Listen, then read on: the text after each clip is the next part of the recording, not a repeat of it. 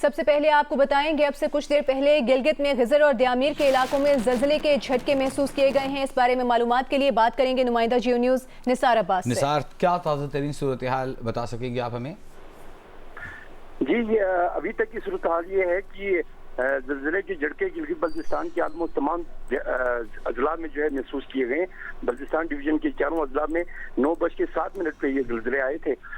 یہ جھٹکے محسوس کیے گئے اور اتنے شدید جھٹکے تھے کہ اسکردو شہر میں لوگ گھروں سے باہر کلمہ طیبہ پڑھتے ہوئے باہر نکلے. اور اس کے فوراً بعد زلزلے کی جھٹکوں کے فوراً بعد یہاں پہ بجلی معطل ہو گئی ہے اسکردو شہر میں, اور اس کے ساتھ انٹرنیٹ کی سروس اور جو اسپیشل کمیونیکیشن آرگنائزیشن کی جتنی بھی ٹیلی کام سروسز ہیں وہ ساری معطل ہو چکی ہیں. تاہم کہیں سے بھی کسی قسم کے جانی نقصان کی ابھی تک کوئی اطلاع نہیں ہے. ہمارے پاس جو معلومات آ رہی ہیں اس میں بتایا جا رہا ہے کہ 5.2 شدت کا یہ زلزلہ تھا. جلال آباد سے 56 کلومیٹر کے فاصلے پر اسکردو میں یہ زلزلہ محسوس کیا گیا. ہمارے نمائندے بھی وہاں موجود ہیں نثار عباس, جو ہمیں بتا رہے ہیں. اب تک آپ بتا رہے ہیں نثار عباس کسی قسم کے نقصان کی اطلاع نہیں ملی. بہت شکریہ, ہم آپ سے اپڈیٹ لیتے رہیں گے.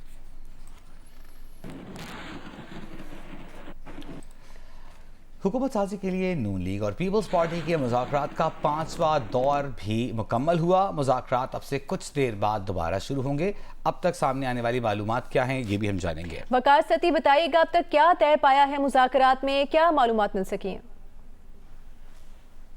دیکھیے, مذاکرات کا 5واں دور تھا جو پاکستان مسلم لیگ نون اور پاکستان پیپلز پارٹی کے قائدین کے درمیان یہاں پر, اور وہ خوش اسلوبی سے مکمل ہو چکا ہے. اور اب ایک وہ ڈرافٹ تیار کیا گیا ہے اور اس کو دونوں جو وہ جماعتوں کے ارکان ہیں وہ اپنی اپنی وہ قیادت سے شیئر کرنے گئے ہیں اور اس کی نوک پلک وہ ٹھیک ہو رہی ہے. اور اس کے بعد جو ہے توقع یہ کی جا رہی ہے کہ آج ہی شاید ایک اور دور ہوگا اور اس کے بعد اس کے جو مندرجات ہیں اس کا اعلان کیا جائے گا. یہ بتایا گیا ہے یہاں پر کہ جیسے ہی وہ مسلم لیگ نون کی جو رہائش گاہ ہے اسحاق ڈار کی, وہاں سے جب پیپلز پارٹی کا ڈیلیگیشن وہ گیا تو ایم کیو ایم کا ڈیلیگیشن گورنر کامران ٹیسوری کی سربراہی میں بھی وہ یہاں پر آیا اور ان کو بھی اس حوالے سے اعتماد میں لیا گیا ہے. ہمارے ذرائع کا یہ کہنا ہے کہ جتنے بھی جو متنازع امور تھے وہ خوش اسلوبی سے حل کر لیے گئے ہیں اور عنقریب قوم کو بڑی خوشخبری سنائی جائے گی. اصولی طور پر پاکستان پیپلز پارٹی اور پاکستان مسلم لیگ نون جو ہے وہ اپڈیٹ لیتے رہیں گے. ایک اعلان شاید آج ہی متوقع ہے. آگے بڑھتے ہیں اور اب آپ کو بتاتے ہیں کہ تحریک انصاف کی حمایت یافتہ آزاد ارکان نے سنی اتحاد کونسل میں شمولیت اختیار کر لی ہے. پی ٹی آئی کے حمایت یافتہ ارکان نے سنی اتحاد کونسل میں شمولیت کے پارٹی سرٹیفکیٹ الیکشن کمیشن میں جمع کرا دیے. ذرائع کے مطابق پی ٹی آئی حمایت یافتہ آزاد ارکان کی جانب سے قومی اسمبلی کے 50 ارکان کے پارٹی سرٹیفکیٹس جمع کروائے گئے ہیں. سنی اتحاد کونسل نے الیکشن کمیشن سے مخصوص نشستیں دینے کی بھی درخواست کر دی ہے. بلوچستان میں پسنی کی سمندری حدود میں فشنگ ٹرالر ڈوب گیا. فشریز حکام کے مطابق ٹرالر میں 25 ماہی گیر سوار تھے. تمام کو بچا لیا گیا ہے. ڈوبنے والے ٹرالر کے ماہی گیروں کو دوسری لانچ میں سوار کر کے کراچی بھجوا دیا گیا.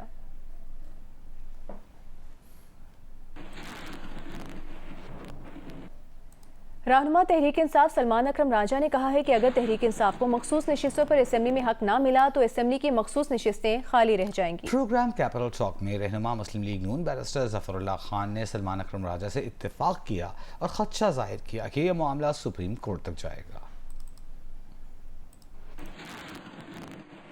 کوئی شخص انڈیپینڈنٹ کے طور پہ منتخب ہوتا ہے اور ایک پارٹی کو جوائن کر لیتا ہے تو پھر اس پارٹی کی جو مجموعی نشستیں ہوں گی اس تعداد میں ان آزاد لوگوں کو شامل کیا جائے گا. آئین یہ کہتا ہے کہ جو مخصوص نشستیں ہیں خواتین کی اور اقلیتوں کی اسی تناسب سے دی جائیں گی پارٹیوں کو جو ان کا تناسب ہے جنرل الیکشن میں. آپ کہتے ہیں نہیں آپ کو تو سیٹیں نہیں مل سکتی, تو پھر کیا پارلیمان کو آپ ادھورا چھوڑ دیں گے؟ کیونکہ ان کو تو سیٹیں نہیں مل سکتی اس تناسب سے بڑھ کر جو ان کا تناسب ہے. جو الیکشن ایکٹ ہے 2017 کا, اس کا ہے سیکشن 104 جو یہ کہتا ہے کہ آپ نے لسٹ دینی ہے جو ایک ٹائم پیریڈ ہے فار نامینیشن پیپرز. بحث یہ ہوگی کہ جس پارٹی نے سیٹ دی ہی نہیں تو اس پارٹی کو اب مخصوص نشستیں, جس پارٹی نے لسٹ نہیں دی اس پارٹی کو مخصوص نشستیں نہیں مل سکتی. میری نظر میں یہ جو سیکشن ہے 104 الیکشن ایکٹ 2017 کا, یہ آئین کے تابع ہے. میں راجہ صاحب سے دونوں پہلوؤں پہ اتفاق کرتا ہوں. پہلی بات تو ہے کہ آئین یہی کہتا ہے کہ آپ کو سیٹ 1 جو ہیں لفظ استعمال کیے ہیں, جس پارٹی نے اتنی سیٹ جیتی ہیں اس کے حساب سے اس کو ملے گا. اور یہ بات بھی لکھی ہوئی ہے کہ آپ کو لسٹ دینا ہے. یہ معاملہ چونکہ اتنا بڑا پاکستان کی لیگل تاریخ میں پہلی دفعہ ہو رہا ہے, यकीनन ये चैलेंज होगा और आखिर में इसको कोर्ट ही ने तय करना है और सुप्रीम कोर्ट तक जाएगा। इंटरनेट या सोशल मीडिया की बंदिश से लोगों की फैसले साजी, इंफॉर्मेशन और इजहार राय के जमहूरी हुकूक की खिलाफ वर्जी होती है। इंसानी हुकूक कमीशन पाकिस्तान ने इंटरनेट या किसी भी सोशल मीडिया प्लेटफॉर्म को बंद करने के अमल को फौरी ख़त्म करने का मुतालिबा कर दिया है। कहा कि इंटरनेट या सोशल मीडिया की बंदिश या उसमें खलल डालने से ऑनलाइन कारोबार को नुकसान पहुंचता है, जिसके बायस पहले से कमज़ोर मईशत की मुश्किलात बढ़ती हैं।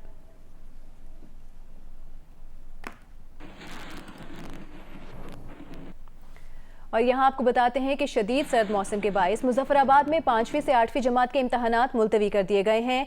हुकाम ने 20 से 25 फरवरी तक इम्तहानात मुलतवी करने और हटियाबाला जेहलम वैली में कल तमाम तालीमी इदारे बंद रखने का ऐलान किया है। उधर बुस्तौर में बारिश और बर्फबारी का सिलसिला गुज़िश्ता रात से जारी है, जो कि ताहाल नहीं थमा। बुस्तौर और दियावर में कराकोरम हाईवे पर मुतादिद मकामात पर लैंडस्लाइडिंग के बायस बंद हो गई, मुतादिद गाड़ियाँ फंस कर रह गईं।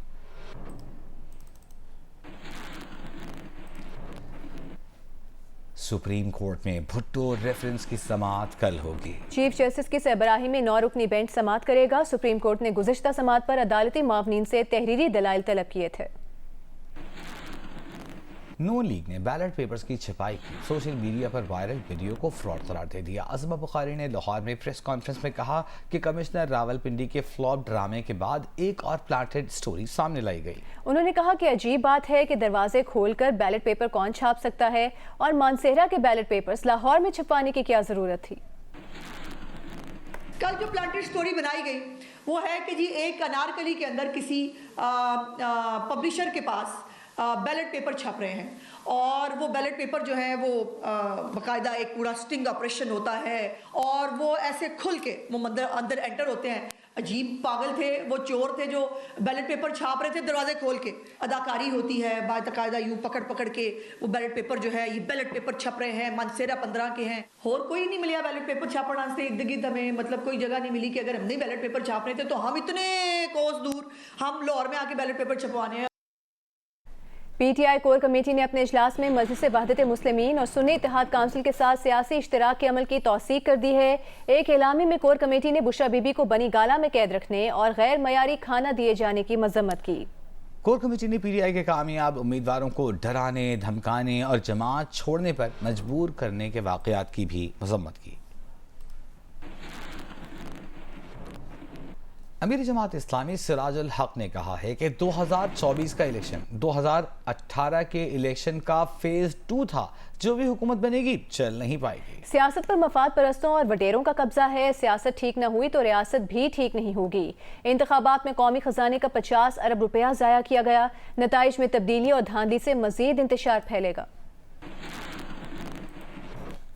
और अवामी नेशनल पार्टी खैबर पख्तूनख्वा के सदर एमल वली खान ने कहा है कि 8 फरवरी को 24 करोड़ अवाम के इख्तियार पर दिन दिहाड़े डाका डाला गया। इंतखाबात के नाम पर ड्रामा रचाकर अवाम के साथ मजाक किया गया। पख्तूनख्वा में अवामी नेशनल पार्टी का रास्ता रोककर दहशतगर्दों के हमदर्दों का रास्ता दिया गया। अवामी नेशनल पार्टी इंतखाबी नताइज के खिलाफ कल मंगल 20 फरवरी को स्वाबी और 23 फरवरी को चारसद्दा में एहतजाज करेगी। रावलपिंडी में Pakistan armed services soldiers board के सरबराह मेजर जनरल नैयर नसीर की निगरानी में ब्रीफिंग का इनेकाद किया गया। ब्रीफिंग में पाकिस्तान एक्स सर्विसमैन सोसाइटी के सदर lieutenant general retired Abdul Qayyum ने खुसूसी शिरकत की।